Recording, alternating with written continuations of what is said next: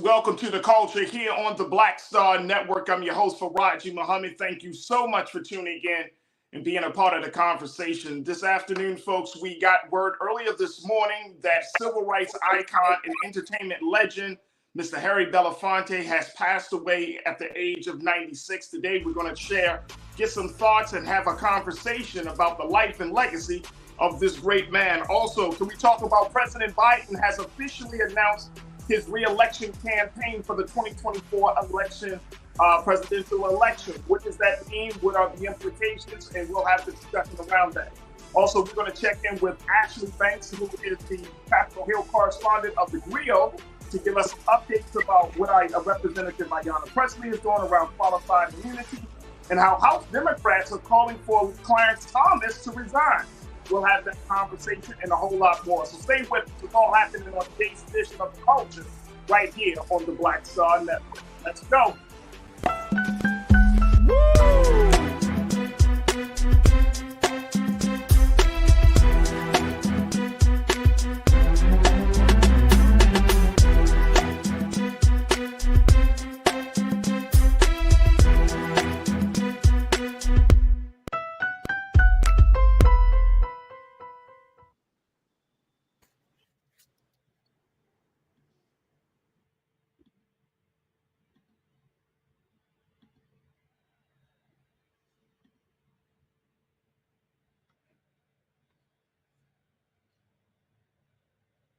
All right, folks, let's jump right into the conversation. Thank you so much for tuning in to the culture here on the Black Star Network. Let's talk a little bit about Mr. Harry Belafonte, who is the entertainment icon, civil rights legend, who has passed away. He has become one of the great ancestors at the age of 96. We want to talk a little bit about him and his impact on the civil rights movement, on the Black Power movement, and so much more. Folks, make sure y'all join us in the conversation as we have this discussion about the passing of singer, film, and civil rights icon, Brother Harry Belafonte, who is affectionately known by those in the circle of civil rights and social justice as Mr. B.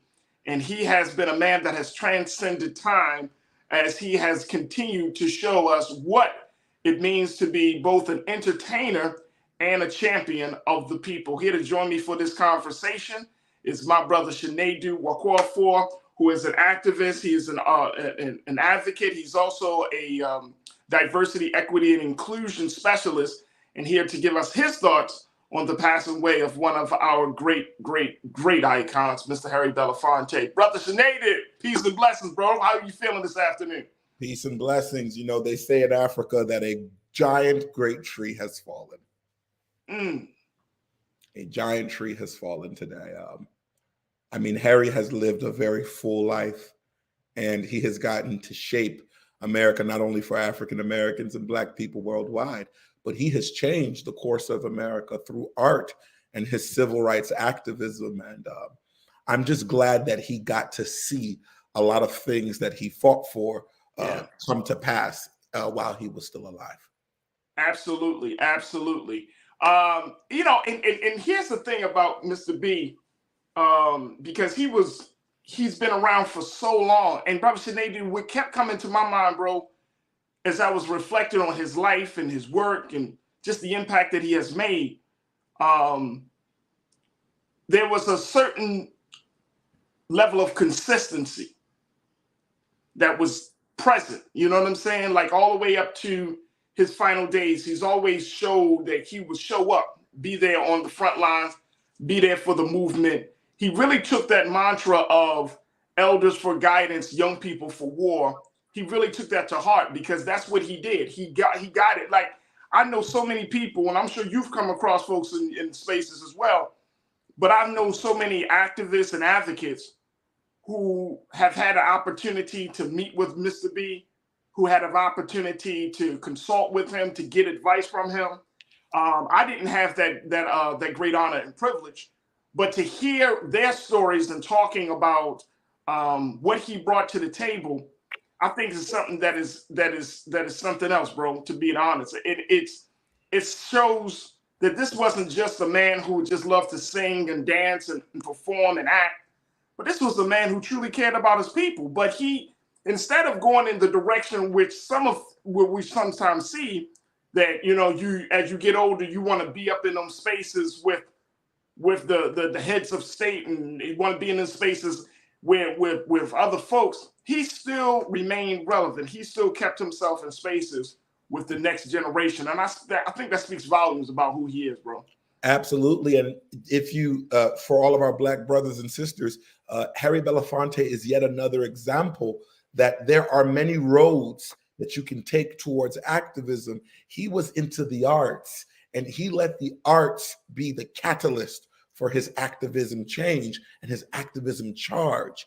And he is not any less of an activist than any of the other ones that existed during his day.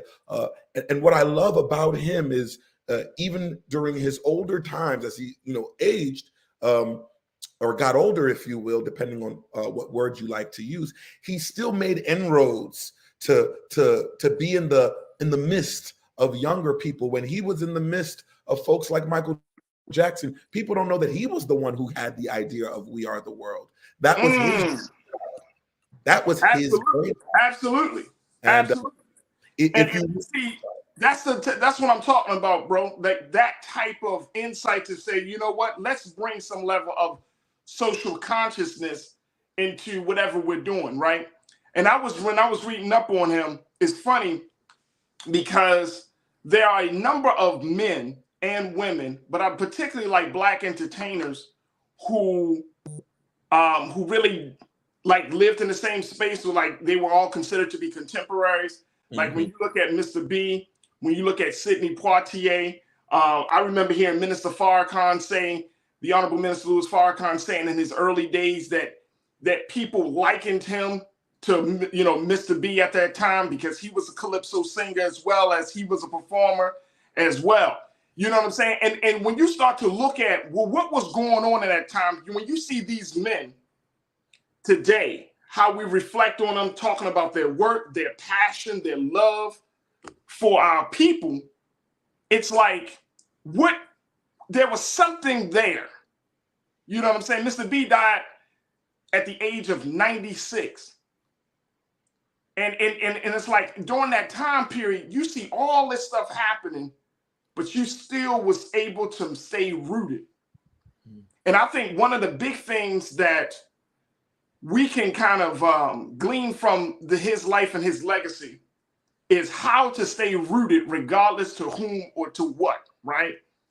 And I know that's a place that I'm always kind of testing and striving and asking myself as I'm just a baby in this movement and as just a baby in this work, is how do I stay rooted? How do I stay consistent? How do I still show love in a time where there's so much hate? Well, how can I still be a light in a moment of great darkness? And there's something that we should, when we think about him, and like I said, those contemporaries of his, and even those who were younger, just a couple of years younger, we really got to look at that, because this was a high quality man. Yes. You know what I'm saying? Yes. And I know that there are going to be many different elements to his life that will come up. Some elements may not be what we thought. Other elements may be the things that meet our expectation. But here's the one thing that I've learned about people. Here's the one thing, and Sinead, you can always correct me on this, bro.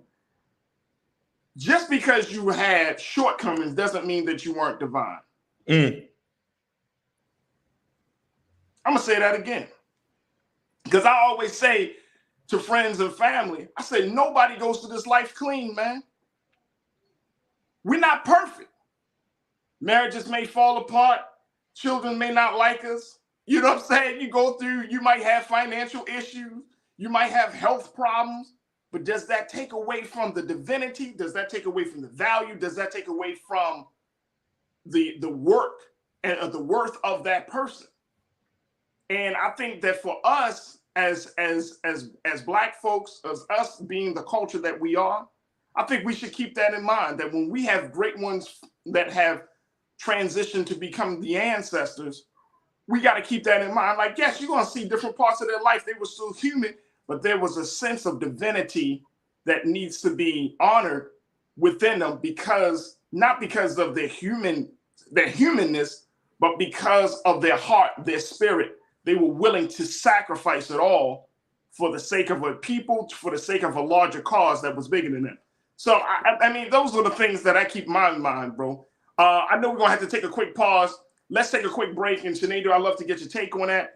Yes, Crew, sir. I want to hear from you what your thoughts are as we're talking about celebrating the life and the legacy of singer, film, and icon and civil rights icon, Mr. Harry Belafonte. Share your thoughts posting on YouTube as we're streaming on YouTube. You're streaming right now on Facebook. And of course, you can find us at blackstarnetwork.com and on Amazon News. So folks, stay with us. More conversation up next here on The Culture on the Black Star Network.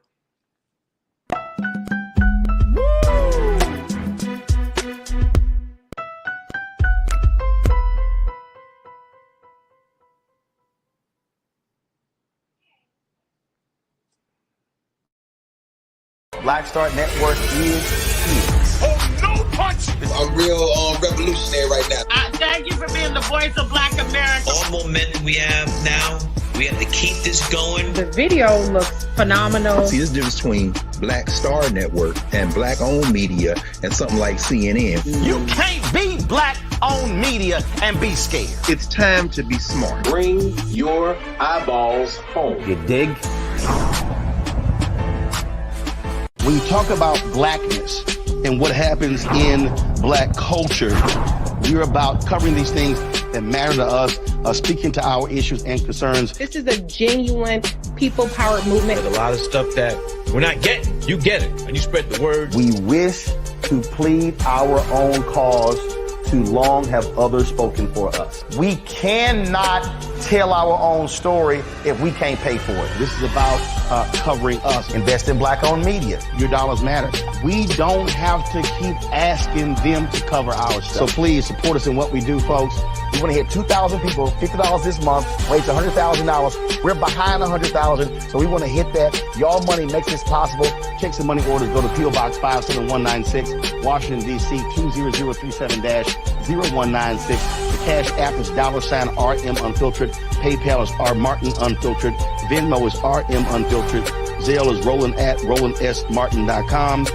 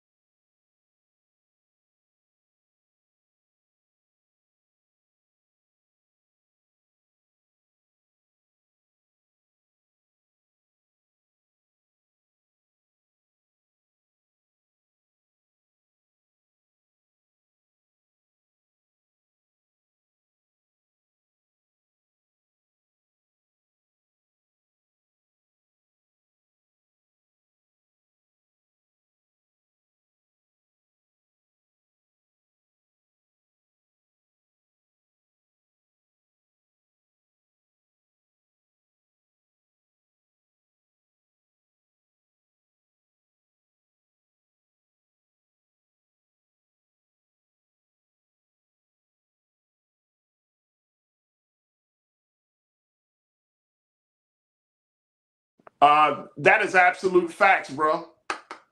That is absolute facts. That you mentioned that, Real Brooklyn. That people. I mean, his life was full. By the age of 96, he accomplished more in his life than I think 2 or 3 people may have accomplished in their whole lifetime. Sinead, do you know what I'm saying? Like he lived his life, and he lived his life well.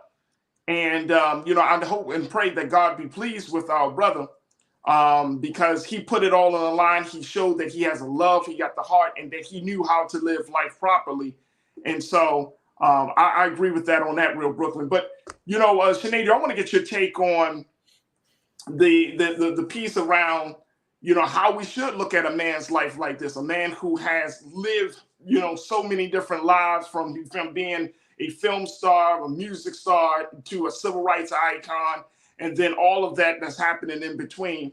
What would be the best way that you can think of that we can kind of take a look at that and make sure that we have a proper reverence for a brother like Mr. Harry Belafonte?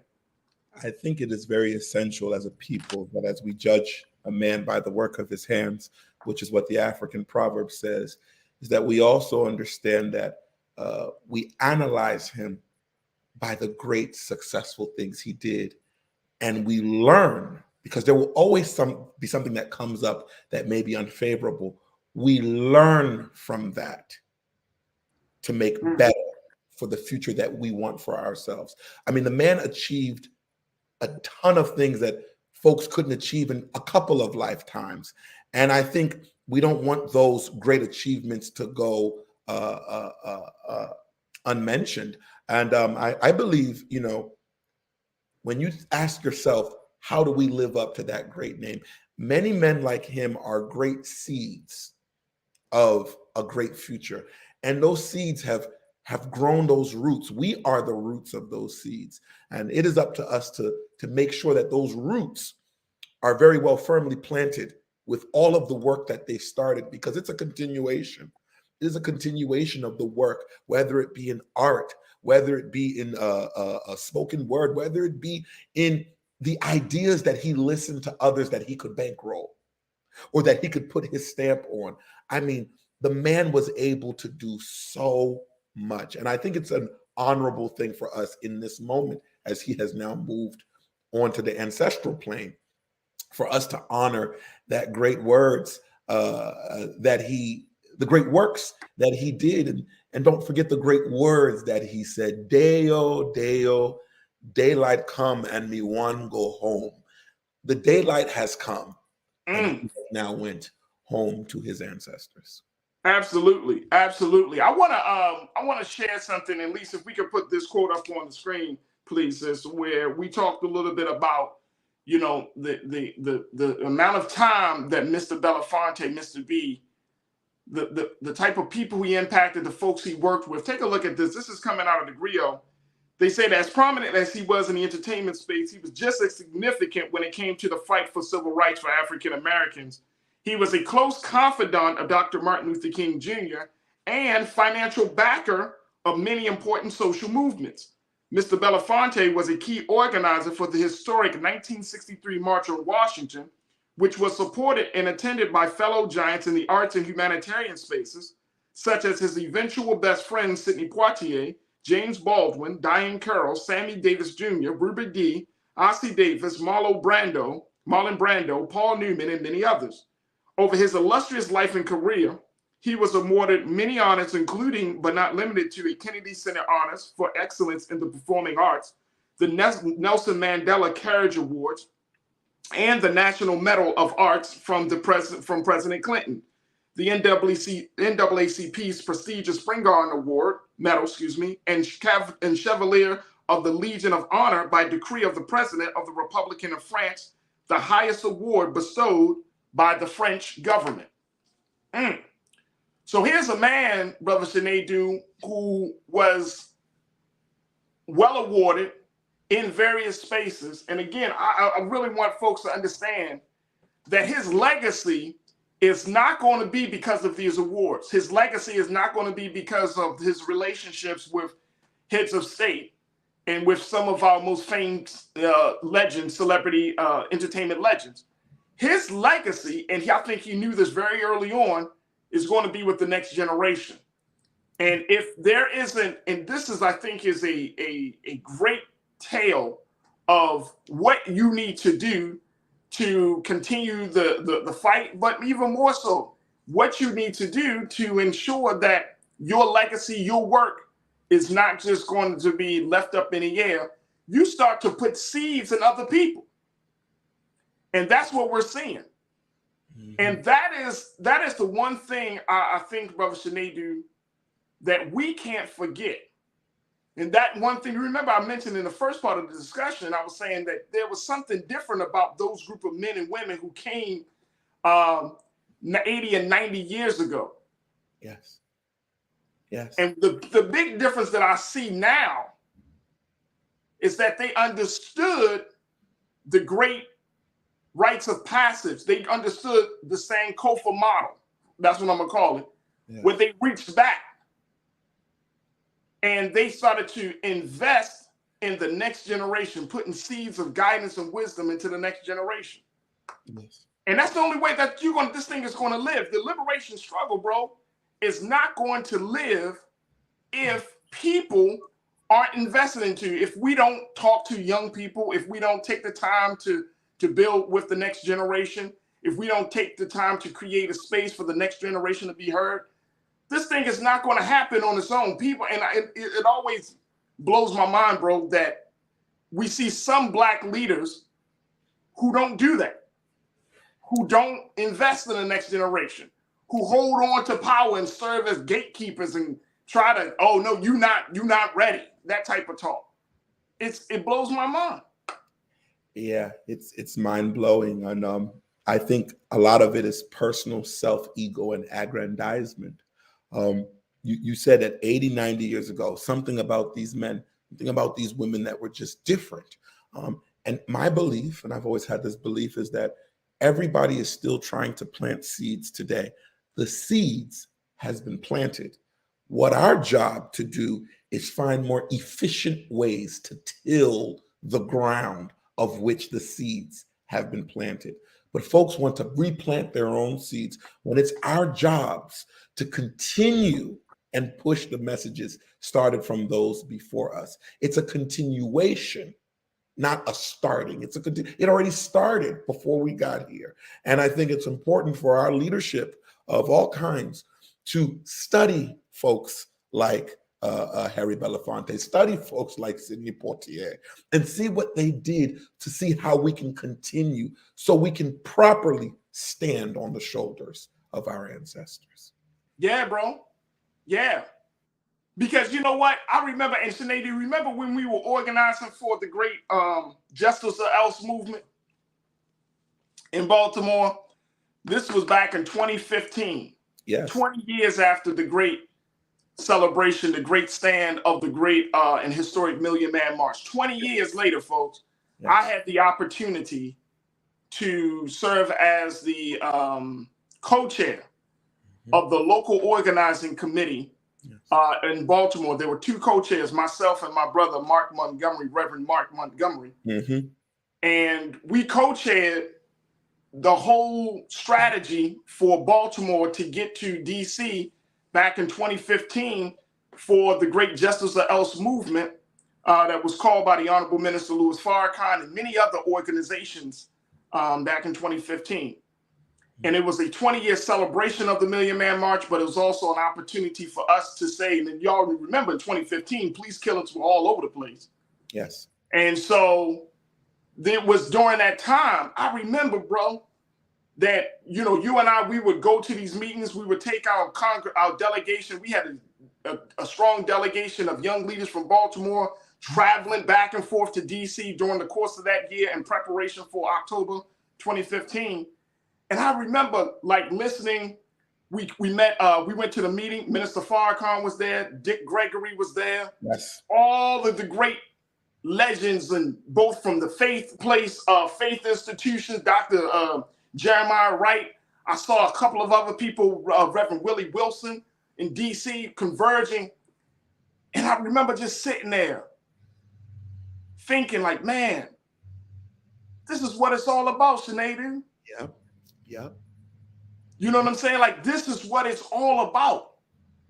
Like, this is the passing of the torch where you're in that same space. Mm. And I remember just feeling the energy, bro. Yes. Just feeling that energy of love. We were at Reverend Willie Wilson's church, feeling that energy of love, man. I mean, Yes. I have never experienced anything like that, man. That level of connecting to the older, to the elders with the new. Yes. Yes. And if I may, as we honor our ancestor now, Harry Belafonte, it's also about passing that light while your flame is lit. That is what I appreciate about Harry Belafonte. To work with Michael Jackson in the 80s during the AIDS crisis with the We Are the World, you were his elder then, but you saw that Michael Jackson, was the now as it pertains to the 80s. And you said, let me impart love onto you. Let me pass my flame while it's hot, while I am able. And I think that is the important thing that we as Black folk should emulate from somebody as great as Ancestor Belafonte, is that we are passing flames, and we need to pass flames while the torch is fully lit and while that wick is full. Right. And I think that's the point. That's the part about this whole process. And I love that you made that point, that if we don't pass the torch while the flame is still lit, and I think that speaks volumes, Sinedu, because sometimes people tend to think like, I'll do all of that stuff in the years, you know, when I get to it later on down the road. But we all know that in this day and time, your life ain't promised. My life ain't promised. So you might as well do the work during the day while you can. You know what I'm saying? Like, we might as well start having those conversations and start that process while we can. Because if you're thinking, well, you know, I got time, let me build my thing up first. Your thing ain't going to be built if you ain't got there's no investment in the cultivation of the next generation. How are you going to sustain your thing? Absolutely. And I think that's the part about it. And I'm so happy that you said that. I'm so glad that Mr. B wasn't the type of man to say, all right, I'm going to start, you know, we wait until he gets to 89, 90 years old. And he starts, all right, let me talk to the young leaders. Like, that's crazy.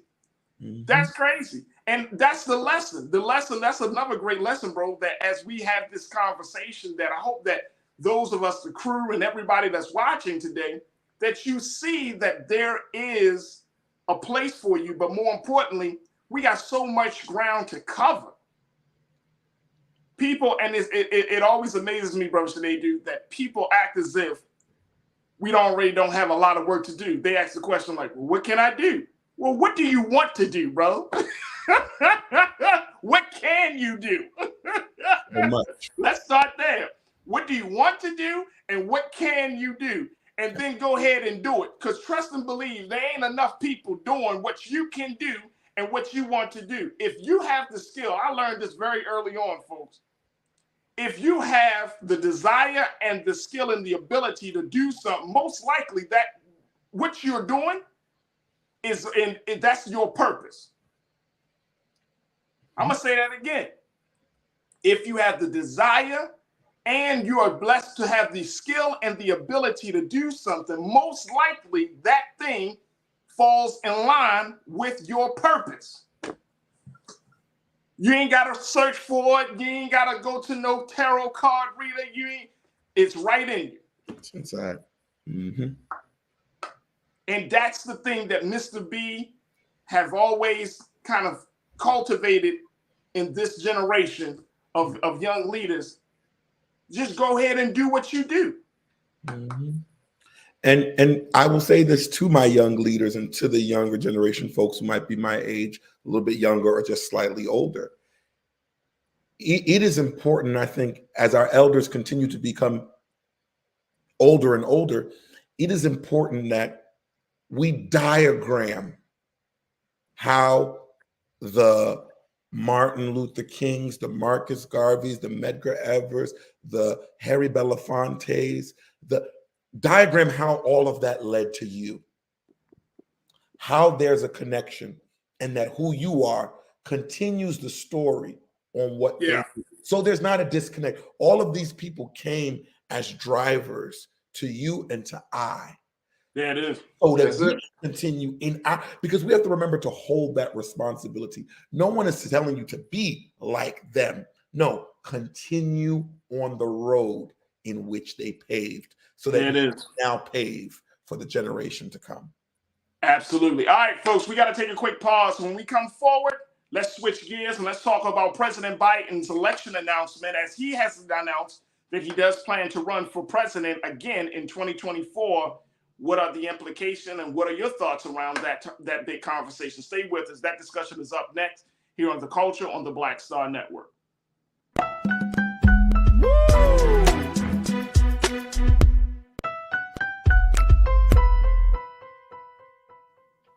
I'm not seeing this. Like, is this me? Hatred on the streets, a horrific scene, a white nationalist rally that descended into deadly violence. White people are losing their damn minds.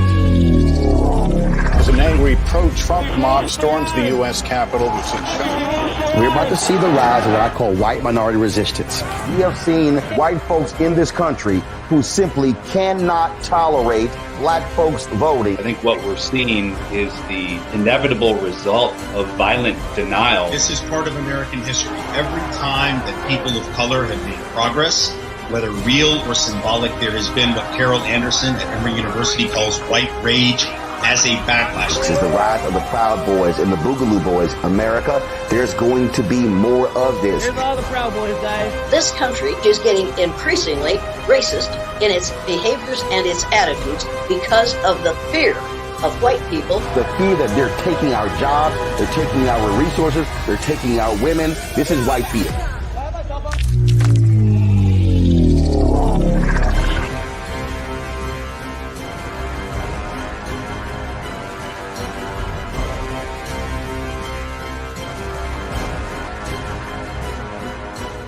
Black Star Network is here. Oh, no punch! I'm real revolutionary right now. Thank you for being the voice of Black America. All momentum we have now, we have to keep this going. The video looks phenomenal. See, there's a difference between Black Star Network and black-owned media and something like CNN. You can't be black-owned media and be scared. It's time to be smart. Bring your eyeballs home. You dig?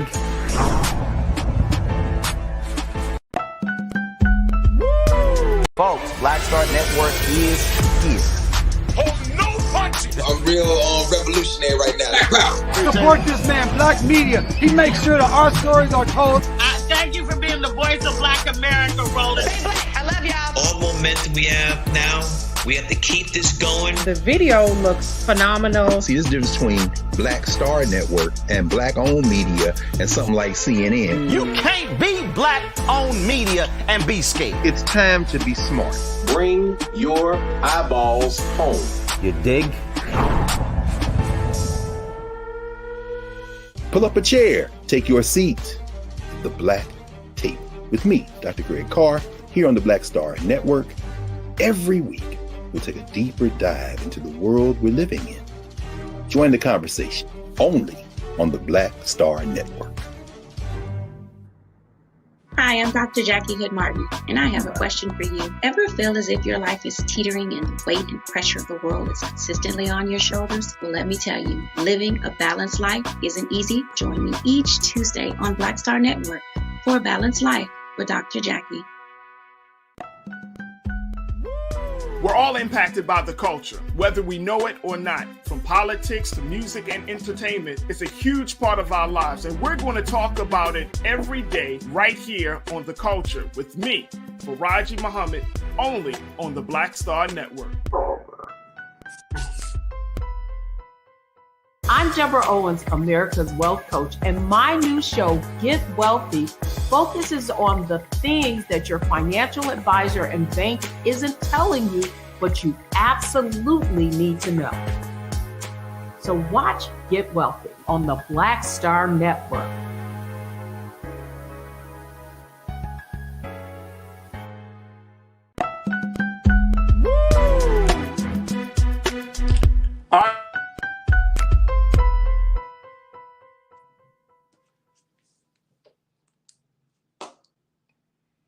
All right, folks, welcome back to The Culture here on the Black Star Network. Thank you so much for tuning in, checking in with my Culture crew member, Brother Sinedu Wakofor, as we talk about the next big conversation, which is President Biden has officially announced his re-election bid for the 2024 presidential election, Brother Sinedu.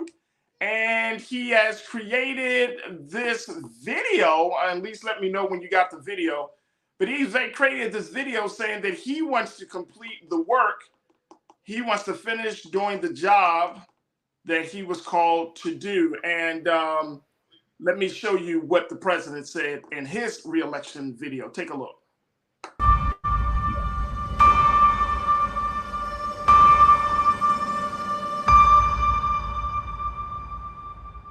Freedom, personal freedom, is fundamental to who we are as Americans. There's nothing more important, nothing more sacred. That's been the work of my first term, to fight for our democracy. This shouldn't be a red or blue issue. To protect our rights, to make sure that everyone in this country is treated equally and that everyone is given a fair shot at making it. But you know, around the country, MAGA extremists are lining up to take on those bedrock freedoms, cutting Social Security that you paid for your entire life while cutting taxes for the very wealthy, dictating what healthcare decisions women can make, banning books, and telling people who they can love, all while making it more difficult for you to be able to vote.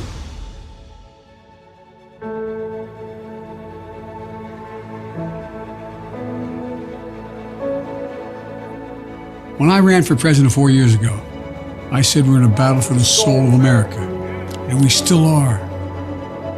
The question we're facing is whether in the years ahead we have more freedom or less freedom, more rights or fewer. I know what I want the answer to be, and I think you do too. This is not a time to be complacent. That's why I'm running for re-election, because I know America. I know we're good and decent people. I know we're still a country that believes in honesty and respect and treating each other with dignity. That we're a nation where we give hate no safe harbor. We believe that everyone is equal, that everyone should be given a fair shot to succeed in this country. Thank you for choosing us. Every generation of Americans has faced a moment when they have to defend democracy. Stand up for our personal freedom. Stand up for the right to vote and our civil rights.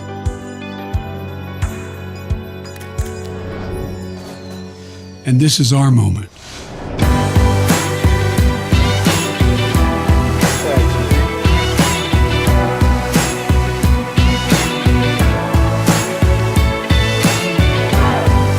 We, the people, will not decide. God love you.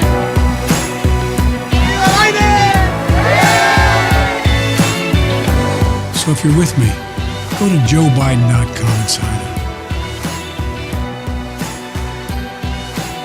Let's finish this job. I know we can, because this is the United States of America. There's nothing, simply nothing we cannot do if we do it together.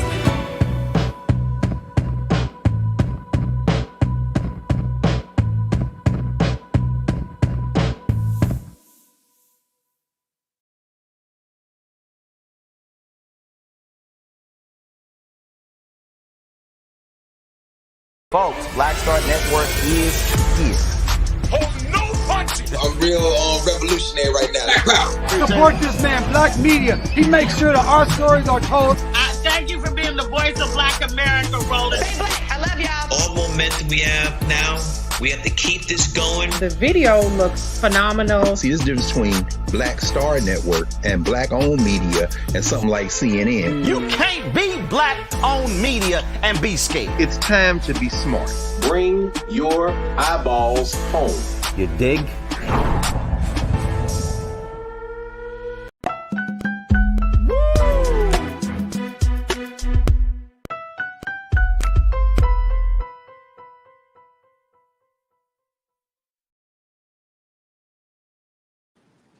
All right, folks, welcome back. That was President Biden's re-election campaign video. Let's bring my brother Sinead Wakwa back into the conversation.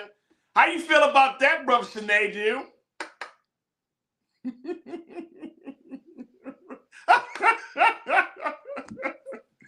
Talk to me, bro. How you feel about it? I kind of work for the Fed, so I ain't gonna say too much. Here's my thing.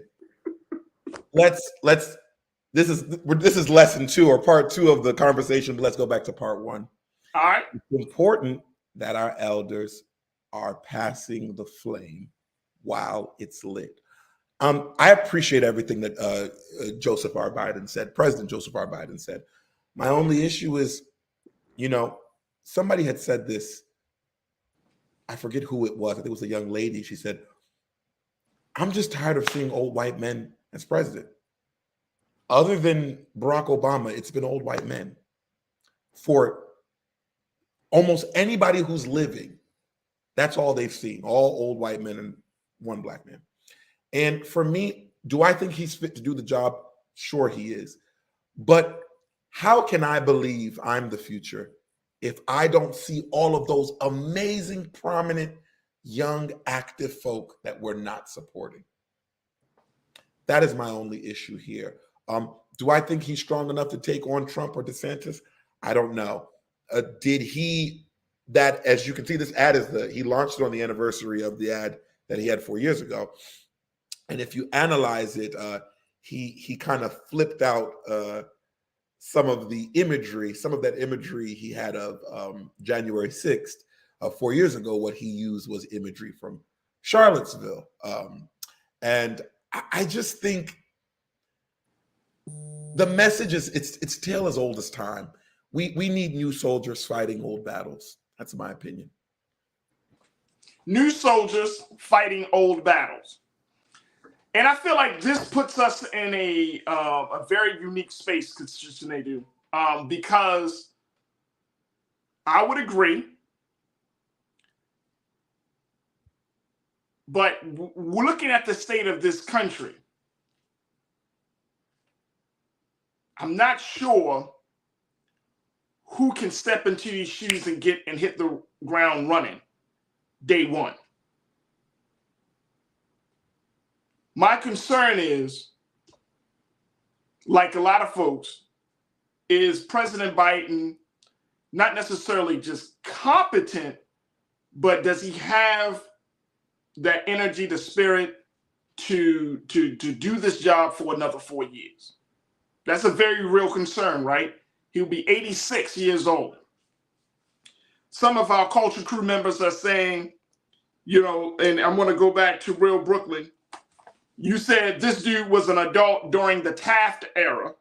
He is as old as the Constitution. Is pretty dangerous to the White House celebrating his birthday. Too many candles they would have to light. Now, I know you're saying that in jest, but the fact is,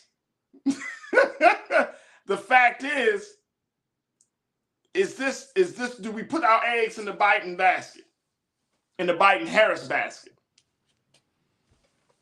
I mean, this is a hard decision, man. This is a hard decision. Or do we go completely, like you're saying, getting somebody younger, but who may not have the quote-unquote experience that Joe Biden brings to the table? Yeah. And that is acceptable to millions of people. See, this is my thing about that experience world. Yeah. Okay. And I always use this example. It's about getting rid of the bottlenecks. I appreciate those who have experience. Biden has been there for years. But I use this example all the time. There is an organization funded by our government, NASA. They spent billions of dollars and had all of the history information, name it, from the early 60s up until present day today. They have all the skin in the game, right? Right. But here comes big-eyed, bug-eyed, young-eyed Elon Musk, who now the exact same government that created NASA. They use spend a big amount of their money to get on his rocket, to send their satellites, and so on and so forth. It's not always about what you know. Sometimes it's about agility. It's agility. I mean, while NASA is trying to get their rocket off, this man is reusing boosters. NASA cannot do that and has never done that. So if you use that example to the point I'm making here, I'm aware that he has all of the knowledge and he's, been in office forever in one way or another. But it's time we get some new skin in the game, because the truth of the matter is, America has to now be a young person's game. This is not about being ageist, but this is about the vast majority of the Gen Z and millennials who are making up the biggest voting bloc. The next election, they are going to be, for the first time in history, the biggest voting bloc, and they don't see somebody that looks like them, that can relate to them, that are the age of their parents, if not grandparents, if not great-grandparents. Something has to change. Because I'll tell you this, if the Republicans are able to get somebody who is young and relatable, you will see a lot of Democrats jump ship. Who are all right, so here's the thing. How about this? And then, folks, I want to get a couple of comments from our crew. Even if Joe Biden is the guy for the Democratic Party, then maybe the way to balance things out, as you're speaking of, Brother Sinedu, is putting more young people in state leadership. Younger governors, younger mayors, putting more younger senators and Congress people, representatives, putting younger people in Congress or in state leadership to balance out what you're speaking of. You know what I'm saying? And that way, those next generation leaders can get the experience of governance, get them prepared. Now you're creating a pipeline where states are starting to funnel, especially Black folks. We can funnel some of our most brilliant politicos to go through the pipeline of going from local government into federal government, into national government.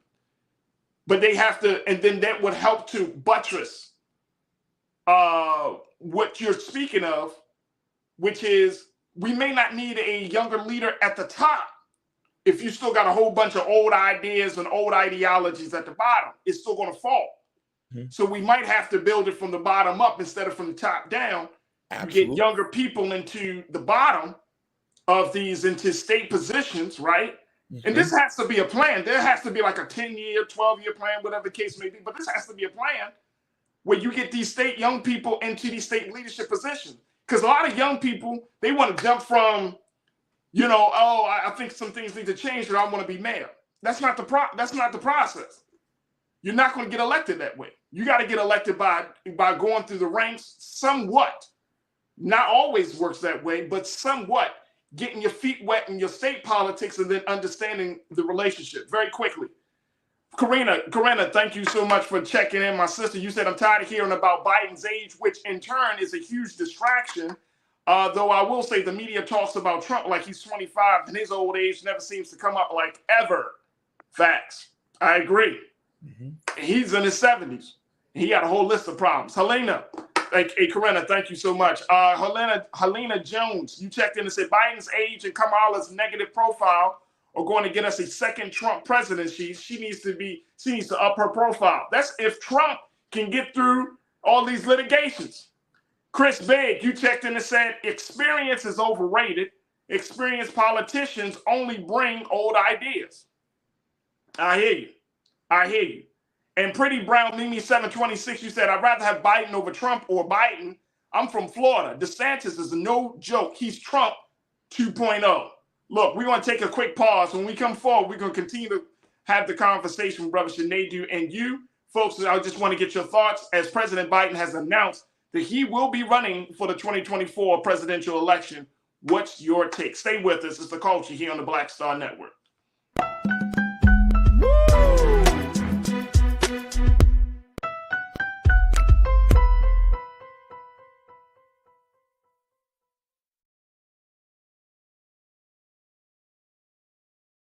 Pull up a chair, take your seat. The Black Tape with me, Dr. Greg Carr, here on the Black Star Network. Every week, we'll take a deeper dive into the world we're living in. Join the conversation only on the Black Star Network. Black Star Network is here. Oh, no punch! I'm real revolutionary right now. Thank you for being the voice of Black America. All momentum we have now, we have to keep this going. The video looks phenomenal. See, there's a difference between Black Star Network and Black-owned media and something like CNN. You can't be Black-owned media and be scared. It's time to be smart. Bring your eyeballs home. You dig?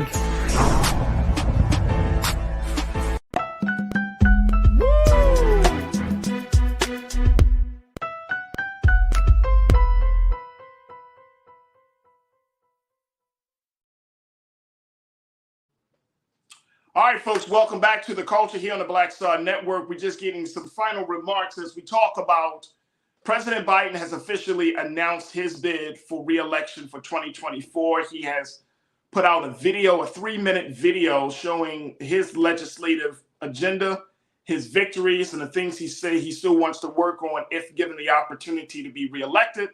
And he says, let's finish the job to get things done. We got a few moments left with my brother Shanadu.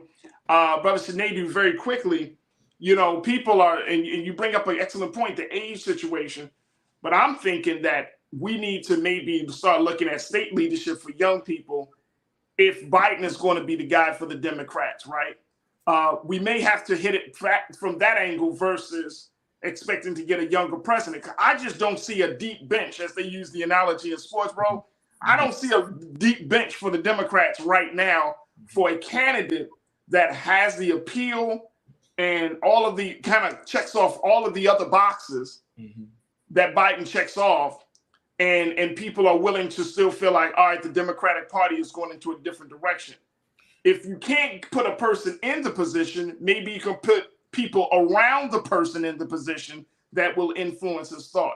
One thing I'm seeing from President Biden is that I think he's becoming more and more aware, and this might just be because of his age, he's becoming more and more aware of public pressure, right? He's becoming more acutely aware to that. So why not put people around him who can put that level of accountability and pressure on him where he can get certain things done? And he becomes like the Trojan horse, for lack of a better word. He comes in, but then behind him are those real soldiers. Is that an option? You think that would work? It could, but I'm telling you, I'm gonna tell you about my generation. Again, y'all need to listen. The highest voting block is us. You need to listen. When we were kids, you all sung. I think that could work, but I'm gonna tell you why we're gonna have an issue with it. When I was younger, you all sung the first words of this Whitney Houston song, I believe the children are our future. The future here now, we're no longer children.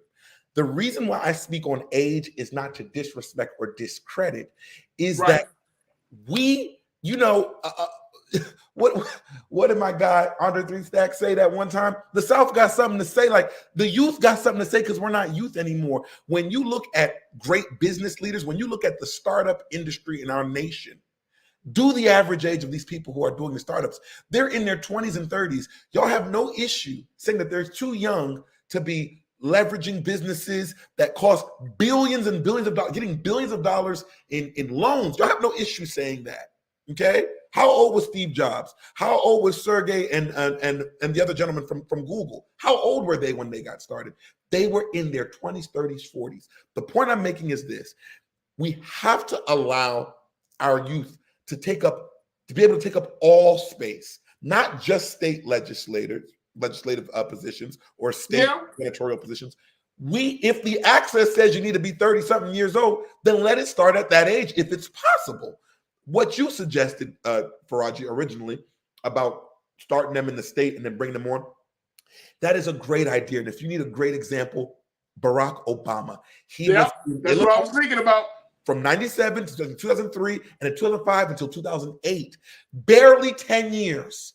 And look at the life-changing legislation that he brought in with his mission. We need to replicate that at the least. But I'm saying this not just for 2024, but 2028 and 2032. Y'all better start giving this new generation, because they don't operate in the way that other folks operate. And with generations dying off and getting older, we have to start putting respect on their name while the older generation is still alive to give advice. That's what I wanted to. Hey, bro, I am with you. I am with you. My sister Karen Connor. Karen, you said, I am not thrilled with Biden, but I am horrified about Trump. Biden will try to help the causes important to the Black community where Republicans will not. Some support is better than no support. I hear you on that. I'm with Karen on that one. There's no doubt in my mind. Some support is better than no support. But this country is in dire straits right now, Sinead. You and I both know this, and the crew, y'all know this. The country is in dire straits right now. Y'all know that is much bigger. Like, we can talk about the politics of it, but the real issues and challenges facing America is much bigger than just government. There is a real dysfunctional situation that's happening right now among Black people, among white people, every human being in this country. So, you know, I want us to keep that in mind as well as we're having this discussion. But Karen, you're absolutely right on that. I agree with you. Janelle, you said there are going to be more distractions in this battle than just Biden and Trump. So we need to sharpen our list of demands to determine who will best fill it up and down the ballot. Right. That's how the game goes, Sinead. It's up and down the ballot, right? So yeah, precedent is one thing. And folks, y'all, we already know, if you know a little bit about how politics work, presidents, they have power over national affairs, right? Over certain things. But it comes down to the states. If I haven't learned more about the importance and the value and the power of the states, it is not. Over these past 2 to 3 years, folks, I think we should all know the states run the United States of America. If the states ain't with it, guess what's not going to happen? Whatever's on the agenda. If the states don't like to do it, then it's not going to be a priority on the agenda. So that's why I'm suggesting that we get some Black folks, some young folks into state leadership, because these states are just out of control.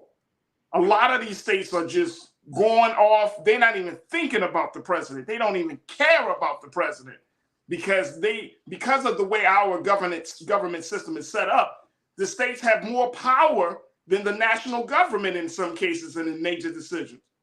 Whether we're talking about abortions, whether we're talking about voting rights, whether we're talking about policing, that can all change. And of course, there can be executive orders issued. But if the states are not with these issues that are important to Black people in this country, then I'm sorry, folks, we may not see any real progress, no real gain on any of these issues that are greatest important to us. Sinead, I thank you, bro. I appreciate you, man. And, you know, it's always good to hear your take on this. This is going to be an interesting time for this country, bro, as we move forward. Now President Biden has set the gauntlet down. I'm just waiting to see how the Republicans are going to respond. I know Trump has already put out a statement saying that he has one of the most failed presidencies in U.S. history. I don't know how that happened I don't know how he could say that. But I don't even think Trump is going to be able to last to the election. And if the GOP puts him up as their nominee, folks, that speaks volumes. That speaks volumes. My man, Sinead, thank you so much, brother, for being so good for the culture and coming and joining us for the conversation today. Thank you for having me. Absolutely. All right, folks, we got to take a quick pause. When we come forward,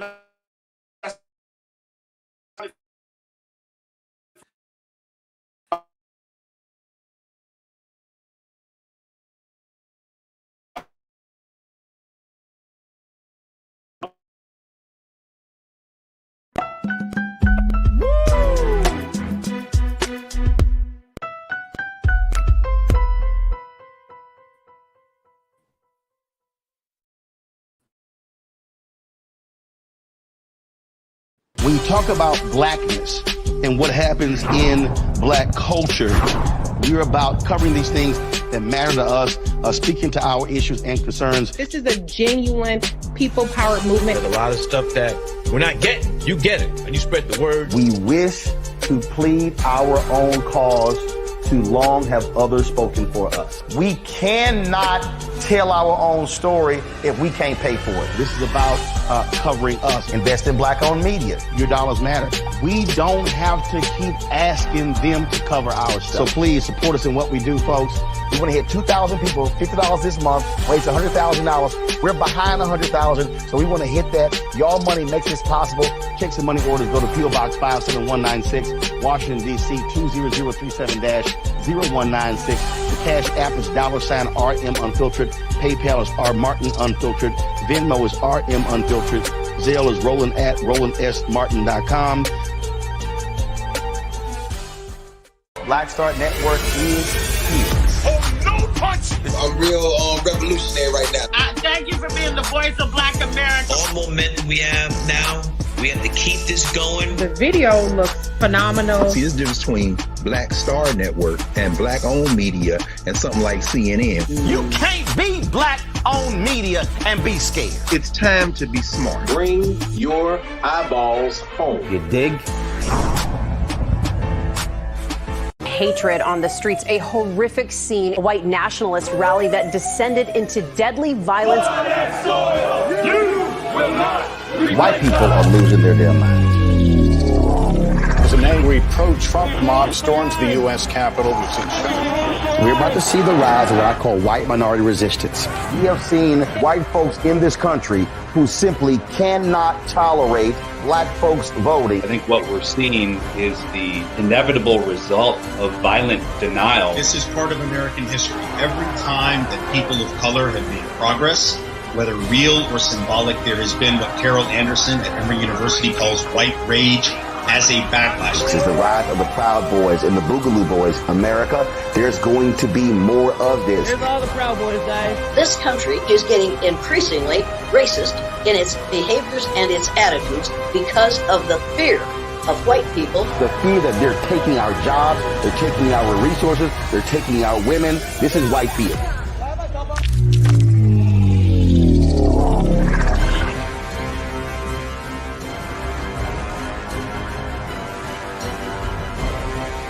When you talk about blackness and what happens in black culture, we're about covering these things that matter to us, speaking to our issues and concerns. This is a genuine people-powered movement. There's a lot of stuff that we're not getting. You get it, and you spread the word. We wish to plead our own cause.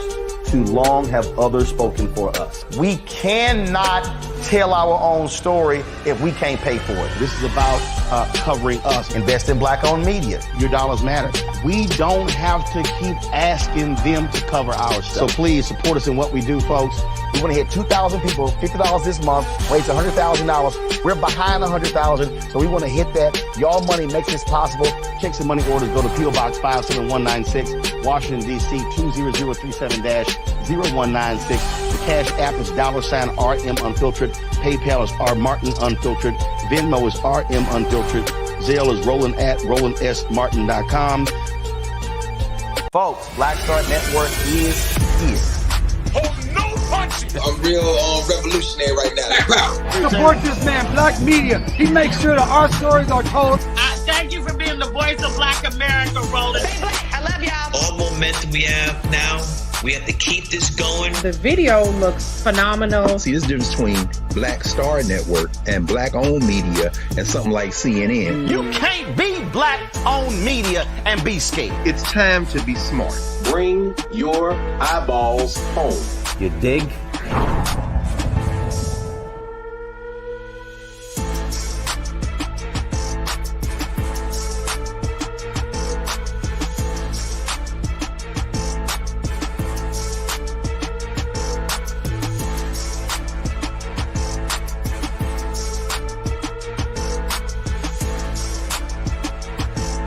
We feel the hidden impacts of climate change that land harder in Black, brown, and Native communities. Not many people talk about it because they clearly don't know our lives. But with President Biden's landmark infrastructure and climate plans, our issues are finally seen. Removing lead pipes means we know our water is safe. Cutting carbon pollution helps our kids breathe easier. 1.5 million new jobs means stable work in communities. The impact we need. Right now. Folks, Black Star Network is here. I'm real revolutionary right now. Support this man, Black Media. He makes sure that our stories are told. Thank you for being the voice of Black America, Roland. I love y'all. All momentum we have now, we have to keep this going. The video looks phenomenal. See, there's a difference between Black Star Network and Black-owned media and something like CNN. You can't be Black-owned media and be scared. It's time to be smart. Bring your eyeballs home. You dig? Pull up a chair. Take your seat. The Black Tape with me, Dr. Greg Carr, here on the Black Star Network. Every week, we'll take a deeper dive into the world we're living in. Join the conversation only on the Black Star Network. Hi, I'm Dr. Jackie Hood Martin, and I have a question for you. Ever feel as if your life is teetering and the weight and pressure of the world is consistently on your shoulders? Well, let me tell you, living a balanced life isn't easy. Join me each Tuesday on Black Star Network for A Balanced Life with Dr. Jackie. We're all impacted by the culture, whether we know it or not. From politics to music and entertainment, it's a huge part of our lives, and we're going to talk about it every day right here on The Culture with me, Faraji Muhammad, only on the Black Star Network. I'm Jabbar.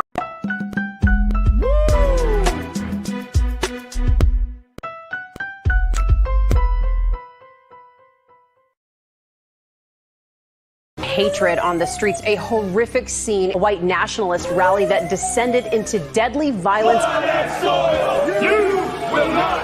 White people are losing their damn minds. As an angry pro-Trump mob storms the U.S. Capitol, We're about to see the rise of what I call white minority resistance. We have seen white folks in this country who simply cannot tolerate black folks voting. I think what we're seeing is the inevitable result of violent denial. This is part of American history. Every time that people of color have made progress, whether real or symbolic, there has been what Carol Anderson at Emory University calls white rage as a backlash. This is the rise of the Proud Boys and the Boogaloo Boys. America, there's going to be more of this. Here's all the Proud Boys, guys. This country is getting increasingly racist in its behaviors and its attitudes because of the fear of white people. The fear that they're taking our jobs, they're taking our resources, they're taking our women. This is white fear.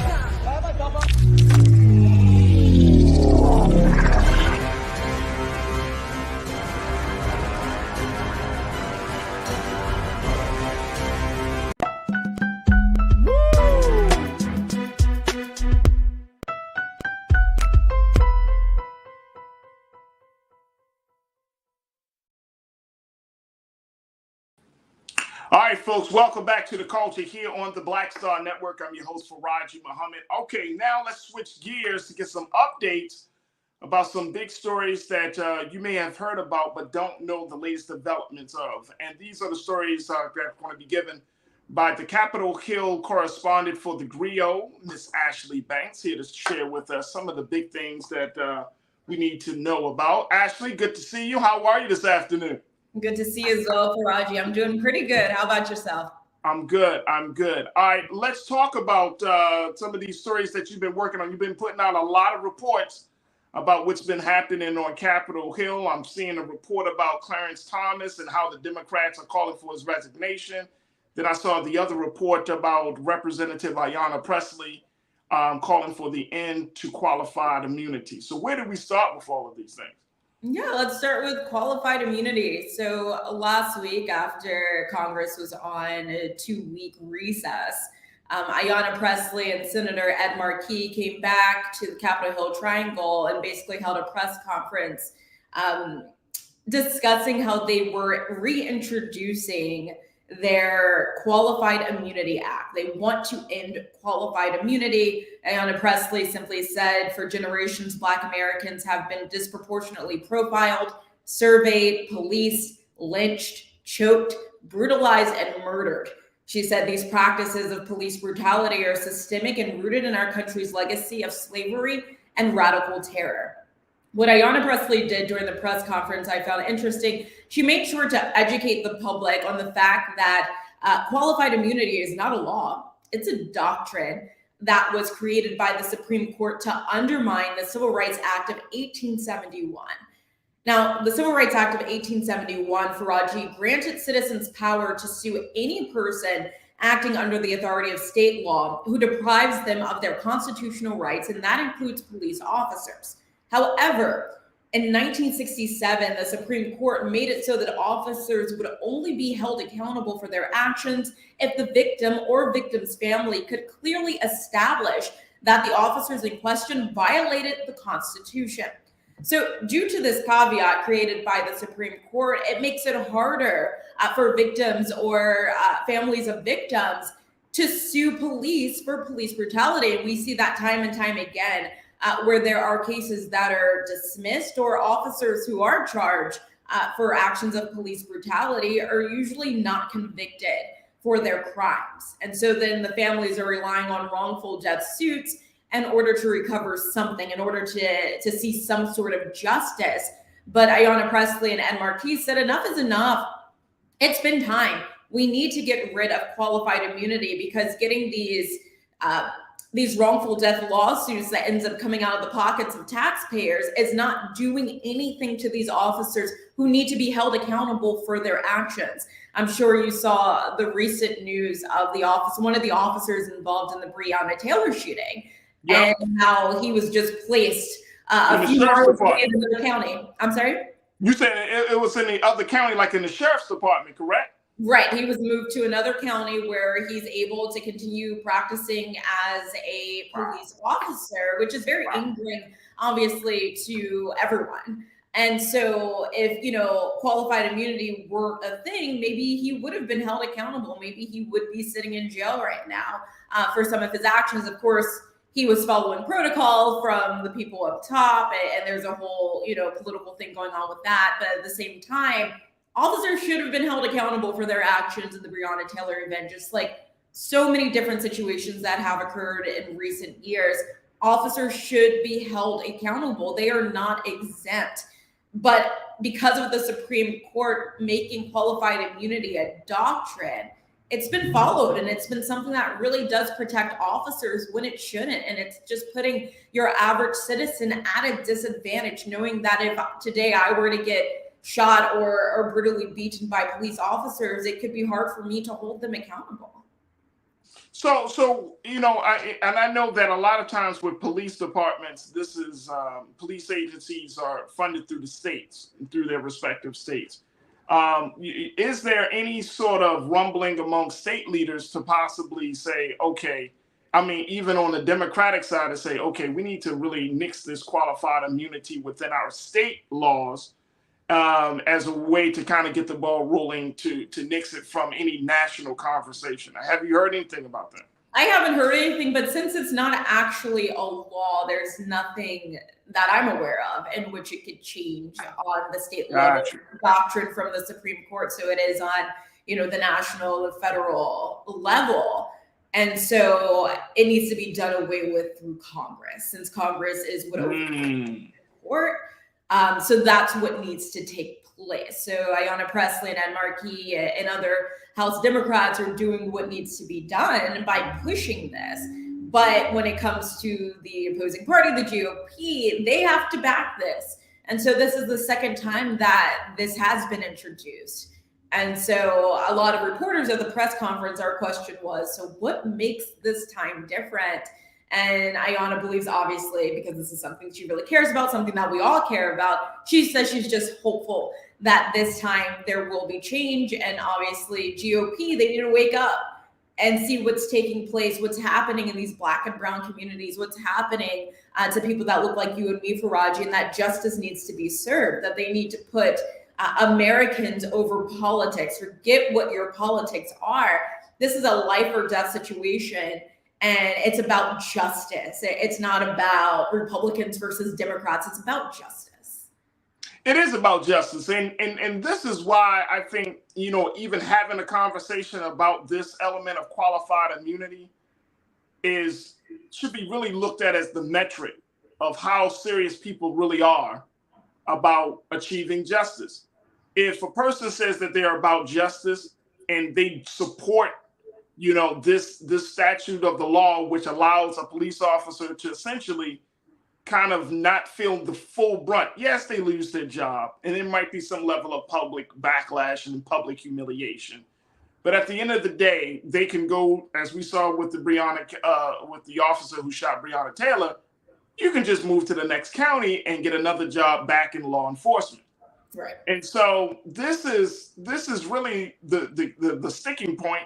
And I know why Republicans are going against it, but it's like, do you think that there is enough public knowledge about qualified immunity where Black folks, brown folks, white people are saying, you know what, this is enough. Just to get back to that point that you're saying, that people understand how the system works. Do you think that there is enough discussion about just that one aspect?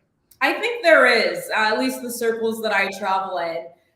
People are discussing that there needs to be an end to qualified immunity, but I'm not sure if people actually know how it works and the fact that it's not a law and that it's a doctrine that was created by the Supreme Court. But the basics are that qualified immunity, right, protects police officers, and that's all we really need to know. And so the circles that I travel in, the people that I've spoken with are completely against this and knows that it needs to be done away with. Nobody wants to see a police officer charged and convicted for something they didn't do. Everyone wants to see, everyone who supports ending qualified immunity wants to see officers who are actually engaging in excessive, brutal behavior to see their time in jail, to see justice, because not only do we want to see these officers be held accountable for their actions, we want to deter them from continuing these actions in the future. And so there have been countless examples where officers who may have killed someone on one force that they were working for, and then they transfer to another force in another county, another state, repeat that same behavior. And then it's them that they kill someone, and that makes headline news. And then now it's this whole thing. We have to end qualified immunity. We have to hold them accountable. And their case is still dismissed and they're not held accountable just for them to be able to kill someone again. And so the whole point of justice is to make the victim or the victim's family whole, but also to deter an assailant, a perpetrator, an officer in this case from repeating that same behavior that is causing harm to the public. And so it's just not fair to see what is taking place with officers and the protection that they're getting, knowing that the Civil Rights Act was in place for the average American to be able to protect themselves from something like qualified immunity. That's crazy. So it's completely absurd. And so it will be interesting to see if this, ending qualified immunity is enacted into law. But given the divide in Congress, I think it's going to be an uphill battle for Ayanna Pressley and Ed Markey. Do you think because it's coming from a person like Ayanna Pressley, who some deem as controversial, that it makes it harder, that if it came from another lawmaker, that it will probably be much more digestible to accept? I don't think so, because this is apparently a sensitive topic for conservatives. Because at this point, to them, they see this as anti-police. They see this as, a Black Lives Matter organization enactment, where to them it's like, oh, it's anti-whiteness, it's anti-law enforcement, it's anti-service. And it's like, it's none of those things. It literally is to protect not just Black and brown Americans, but white Americans, Asian Americans, you name it, everyone living in this country, to protect them from injustice, so that, if a police officer were to brutalize them or were to kill them, the victim of the victim's family can get justice and stop this officer from doing the same thing to another person. But for some reason, some conservatives, not all, see this as a terrible thing and an attack against law enforcement. And it's just like, come on, let's be real. There are lives in danger here. There are people that are fighting for their lives. There are people who really want to be protected by the officers that claim that they swore to protect and serve them, and they're not doing that. Absolutely. Folks, we got to take a quick pause. When we come forward, more conversation with Capitol Hill correspondent from the Griot, Miss Ashley Banks, as we're getting updates from her about a couple of big conversations that you may not have heard about. Folks, stay with us. We got a lot to cover here on The Culture, right here on the Black Star Network.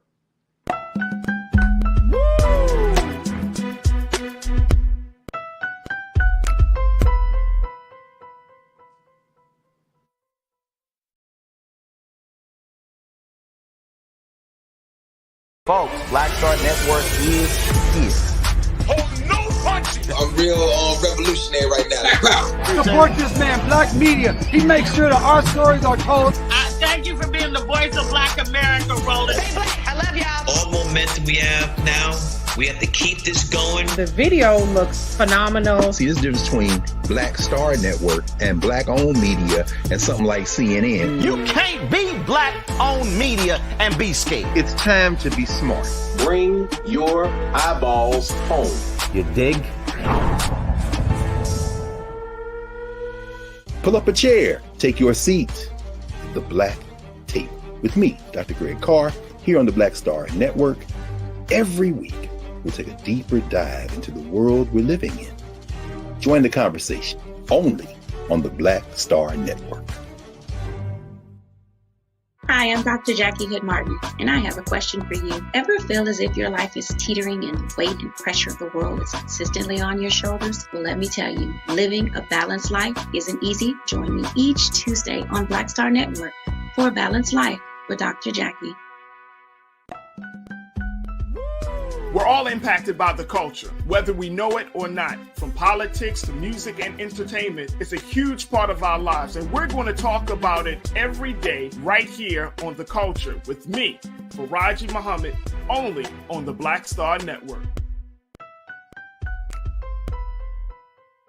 I'm Deborah Owens, America's Wealth Coach, and my new show, Get Wealthy, focuses on the things that your financial advisor and bank isn't telling you, but you absolutely need to know. So watch Get Wealthy on the Black Star Network.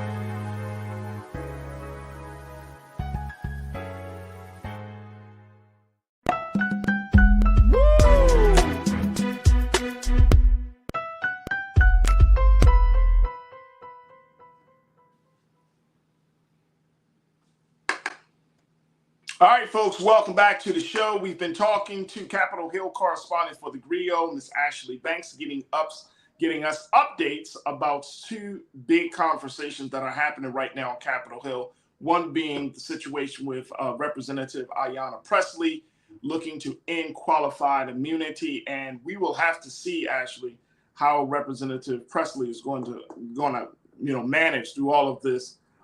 Because that is the huge sticking point for the GOP, especially in the George Floyd Policing and Justice for Policing Act. That was one of the big reasons why the GOP did not vote on that piece of legislation. Senator Tim Scott out of South Carolina talked about that. But it's also a huge sticking point for us as Black folks in the community, as Black folks in the culture, because if we can get millions of dollars with Ben Crump help from these police departments, and there are other lawyers that are looking to break the bank on a lot of these police agencies, but these police officers are still kind of walking out scot-free and not really feeling the full brunt of justice, right? Because they haven't been personally affected, and that's what qualified immunity will cause them to do. It will personally affect the officers to the point where there's some accountability financially, there's some accountability professionally, along with that public backlash and public humiliation. I really hope that Representative Pressley can get it done. Same. I'll be following it, so I'll have updates for you, but I hope so too. A part of me feels like the opposition's not going to allow it to happen. Yeah. It's a thing that's been around for so long, since 1967. It's been around for a very long time. I do hope that Ayanna Pressley can be the one to break this. This is going to be a huge thing for the Black community, for the Black community, very huge. But she's going to have some trouble, and she knows it. She knows it. We know it. But it would be a blessing for those of us walking around these streets in America. It would be a great protection for us, and it would make police officers second guess how they treat us. Let me tell you, hey, look, Ashley, if she can get it done, it might be bigger than the George Floyd Justice for Policing Act. Yeah. I mean, all of the great things that's outlined in that piece of legislation, having a national database of police shootings, to all of the things that are happening, if she can get this one element done, and she can get some level of support and really justify that this needs to change and this needs to be ended, man, please. It would cut back severely. We would not be hearing half of these headlines. We wouldn't be reporting on half of these things. these no. acts of police brutality and murders at the hands of officers all around the country, because they would be so afraid to going to jail with the same people that they put there. We know what happens to officers when they're convicted and sent to these prisons where they put the same felons behind bars. They don't want that. They have so much power with these badges, and in their heads, they feel like they rule the streets. And if that's stripped from them, that's the last thing that they want. That's why they're able to continue brutalizing Black and brown people while wearing body cameras. Like, they just don't care. People, bystanders, are recording these ordeals, yet they continue to say the things that they say to Black and brown people. They continue to brutalize us, to murder us, because they believe they're above the law. But if this becomes a thing, ending qualified immunity is placed into law, they're not going to want that. They're not going to Not at all. Yeah, they're going to have to put their pride aside and know that they can no longer treat us like we're second-class citizens.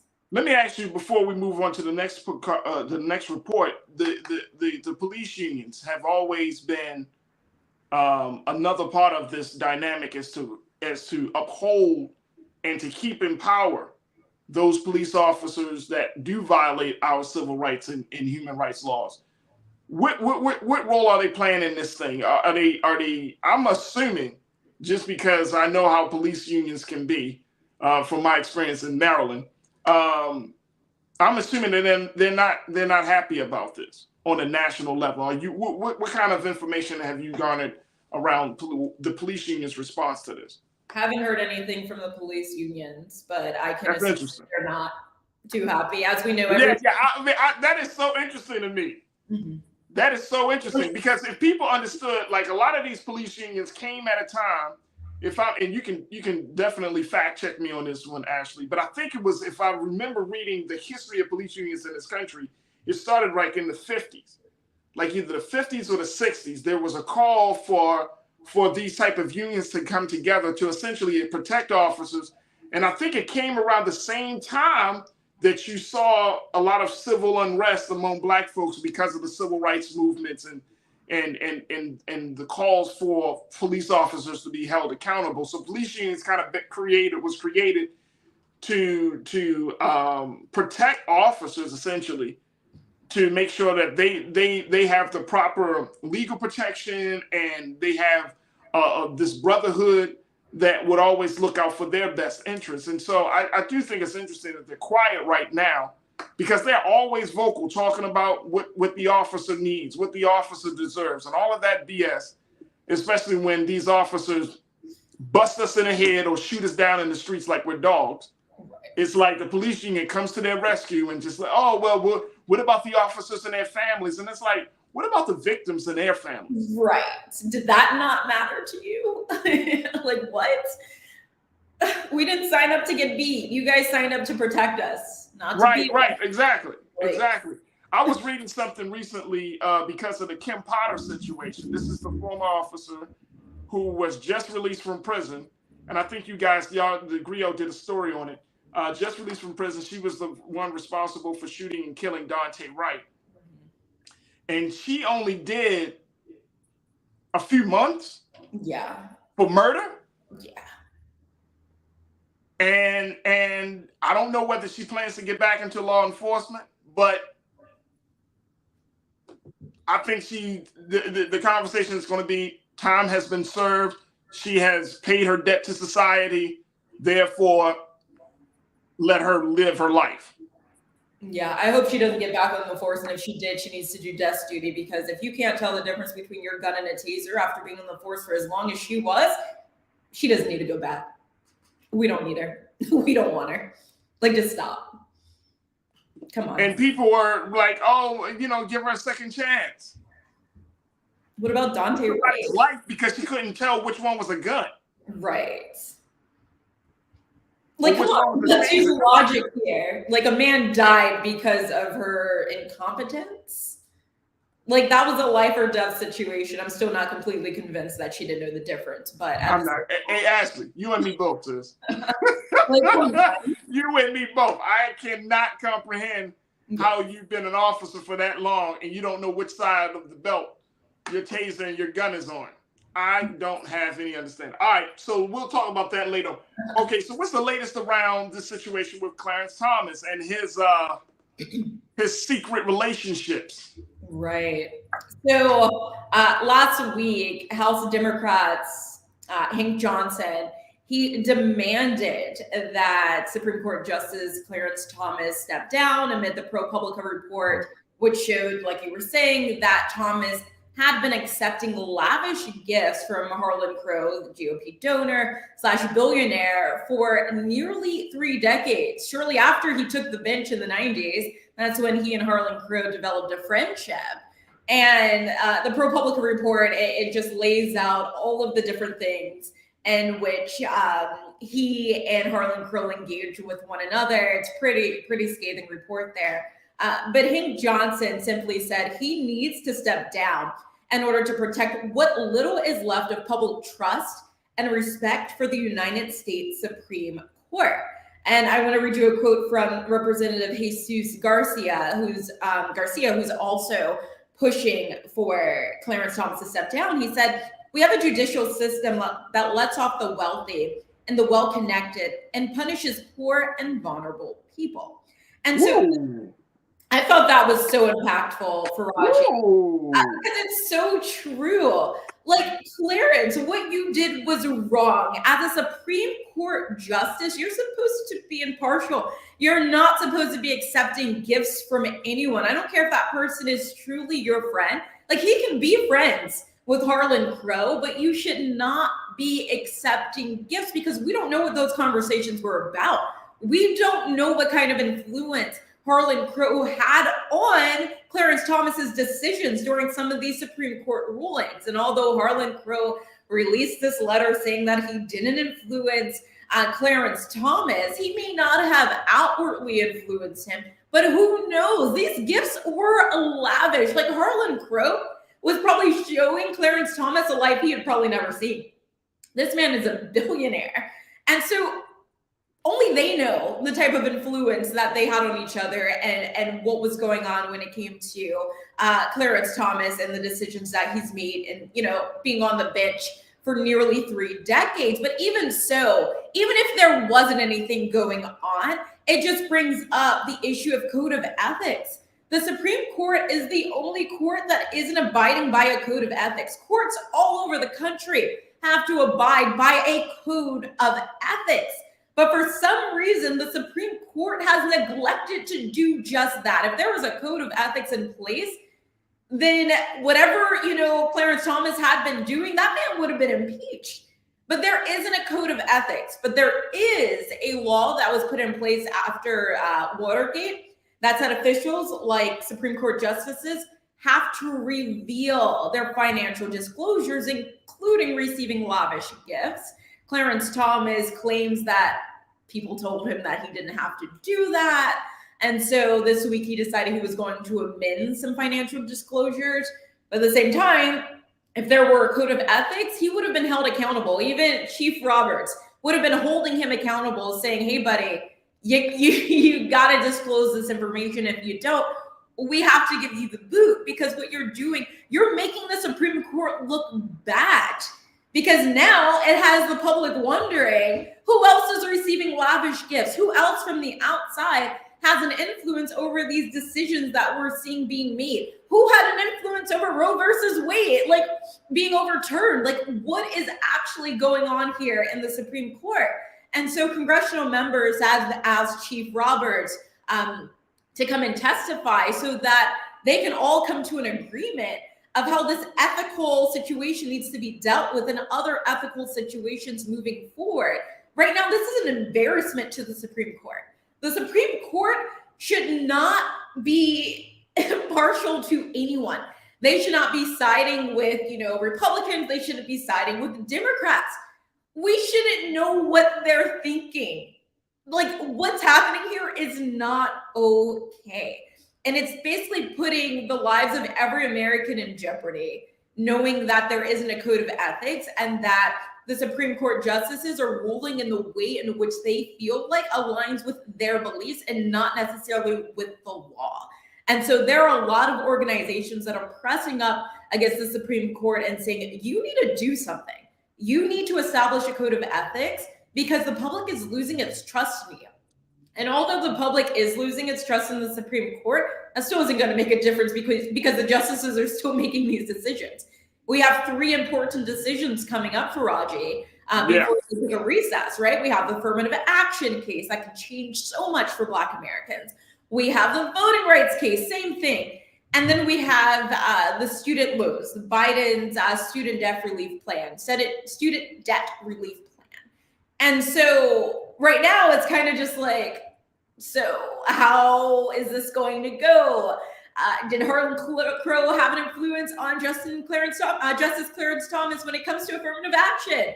When it comes to voting rights, we already know that Clarence Thomas is a conservative and he doesn't care about affirmative action, right? He doesn't care about, these voting rights acts. And so it's kind of scary just to think about what's happening behind the scenes. And that's why we have congressional members, activists, different organizations saying we need to put an end to Clarence Thomas's reign on the Supreme Court. Let me tell you, we got to take a quick pause, but this is why you're the future lawyer. I didn't want to say nothing. You laid out the case just perfectly. I just got to, yes, ma'am. Yes, ma'am. Case closed. We definitely need a code of ethics. Folks, we got to take a quick pause. When we come back, more with Capitol Hill correspondent from the Griot, Ashley Banks. Stay with us. It's The Culture here on the Black Star Network.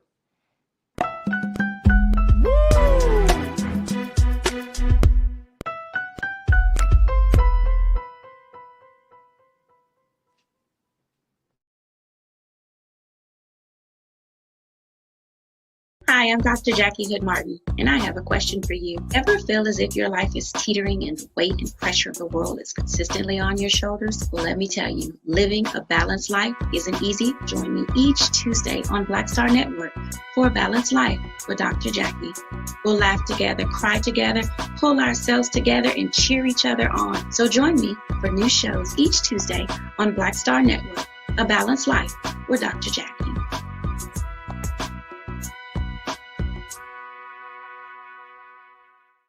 Black Star Network is here. Oh, no punch! I'm real revolutionary right now. Thank you for being the voice of Black America. All momentum we have now, we have to keep this going. The video looks phenomenal. See, there's a difference between Black Star Network and Black-owned media and something like CNN. You can't be Black-owned media and be scared. It's time to be smart. Bring your eyeballs home. You dig?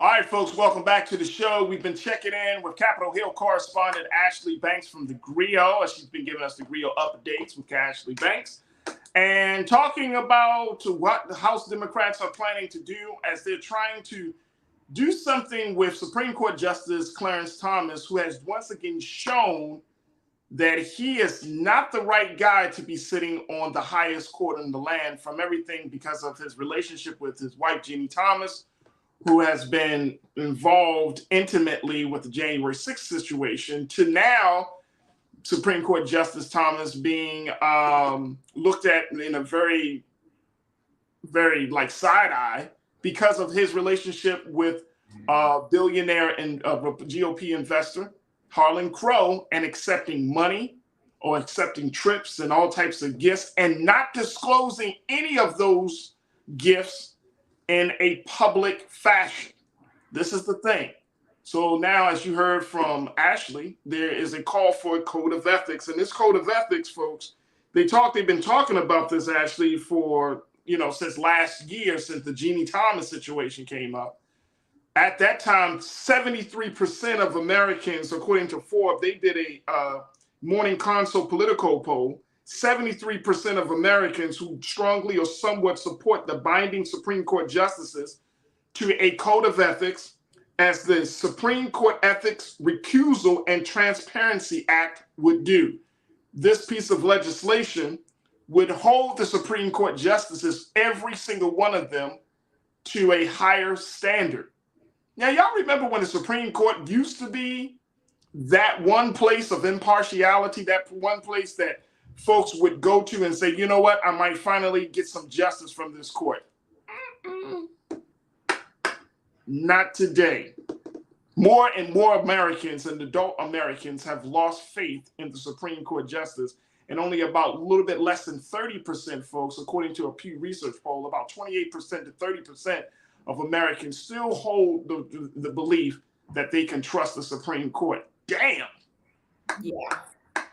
Damn. That means 70% of folks, Ashley, say, I don't trust them. And they're not wrong to feel that way. They're absolutely not. Wow. That is incredible. So as one who is getting into the law field, folks, and Ashley is, as you can hear, she is a future lawyer in the making. How does this weigh on you that you're getting into a profession where people may not even respect the highest legal institution in the land? Yeah. It's a bit disturbing because it takes a lot to become a lawyer. It takes even more to become a Supreme Court justice, as we even saw with Ketanji Brown Jackson. The stuff she had to go through. This woman had top credentials to get to where she is, and she was still facing criticism from the opposing party, from conservatives saying, what did her LSAT score look like? Who is this woman? It's like she's Harvard grad. And she literally had been a practicing lawyer for a very long time and had the credentials to fill the position as a Supreme Court justice. And it's just like, back off. She did her time, right? She has the credentials. And so I'm about to finish my second year in law school. It takes a lot of work, and you have to really be passionate about what you're doing to even get through it. So many people drop out of law school within like the first semester because they realize it's so much work, and they're just like, this is not what I want for my life. And so for even Justice Clarence Thomas to have gone as far as he got, it took a lot. And so it's kind of disturbing to see that he was okay with jeopardizing his position as a Supreme Court justice. That position is well respected, or it was, amongst lawyers, amongst the public. You hold so much power. You actually can change the way in which society functions. And so it's not a position that you take lightly. You really have Americans' future in your hands, as we saw what happened with the overturning of Roe versus Wade and what we could see happen with affirmative action and the Voting Rights Act. And so I still respect the positions of the Supreme Court justices because I'm seeing Clarence Thomas as a bad apple, not just as a bad apple when it comes to receiving these lavish gifts, but some of the things that he said in the past. He's someone who I believe should have been removed a long time ago, but those are my thoughts when it comes to that. But I haven't completely lost respect for the Supreme Court. Just like any establishment in this country, I believe there is corruption. But I do believe that there are some people on the Supreme Court who really want to do right by the American people. And as a lawyer, I do respect them, whether they're conservatives or Democrats, whoever they are, whatever their political affiliations are. I do respect them as lawyers and as people that are on the bench. But I totally get why the public has lost trust, and they have every right to feel that way, seeing what's taking place and the fact there isn't a code of ethics. I do dislike the fact that it seems like the Supreme Court is assuming this position of feeling like they're above the law and feeling like they don't have to abide by the same rules of the courts around the country. I don't think that that's fair. I don't think that's a great perspective that they should be taking on. And so I would like to see the Supreme Court take on a code of ethics, especially following this, and so that they can save whatever little integrity that they have. But it will be interesting to see how this plays out and to see what Chief Justice Roberts does. I really do hope that he steps up and he holds Clarence Thomas accountable, because Clarence Thomas simply saying that he didn't know he had to disclose this information. No, sir, you know the law. You know the rules. you know what's going on here. You just didn't want to disclose this information, and you need to be accountable. It's as simple as that. Hey, look, very quickly as we close out, Ashley, I'm not saying that he will, but because he might be like, you know what, you're a black man, you're expendable. he might give him up.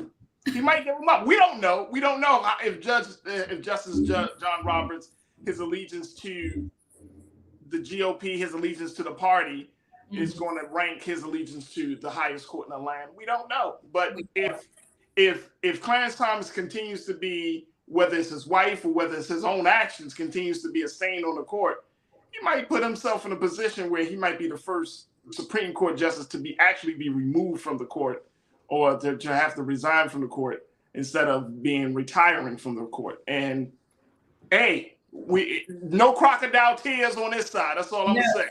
Oh, he would actually, just clarify though, he would be the second Supreme Court justice to sit down there. Something like 1969, Abe Fortes, he stepped down.